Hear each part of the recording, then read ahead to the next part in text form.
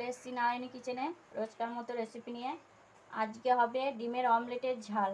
ভিডিওটা দেখতে থাকুন। কড়াই বসিয়ে দিয়েছি, দিয়ে দেবো তেল। ডিমটা আমি ফাটিয়ে নেব। ডিমটা ভালোভাবে ফেটিয়ে নেব। হয়ে গেছে, ডিমের অমলেটটা করে নেব। ডিমের অমলেটটা হয়ে গেছে, আমি মাঝে মাঝে কেটে নেবো। দিয়ে দেবো 1 চামচ গোটা জিরে, পেঁয়াজ তেজপাতা দিয়ে দিয়েছি, কোচানো পেঁয়াজগুলো দিয়ে দেবো। ভাজা হয়ে গেছে, কোচানো টমেটোগুলো দিয়ে দেবো, মতো লবণ, পরিমাণ মতন হলুদ, জিরে পেঁয়াজ টমেটো একসঙ্গে পেস্ট করা আছে দিয়ে দেবো। কষানো হয়ে গেছে, জল দিয়ে দেবো। অমলেটগুলো আমি এইভাবে পিস পিস করে কেটে নিয়েছি, দিয়ে দেবো।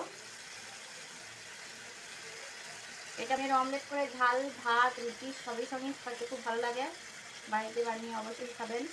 ঝালটা কমপ্লিট হয়ে গেছে, এবার আমি নামিয়ে নেবো। ডিমের অমলেটের ঝাল কমপ্লিট হয়ে গেছে। এই ভিডিওটা যদি ভালো লাগে একটা লাইক সাবস্ক্রাইব করে দেবেন, কমেন্ট করে জানাবেন কেমন হয়েছে। ভালো থাকবেন, সুস্থ থাকবেন।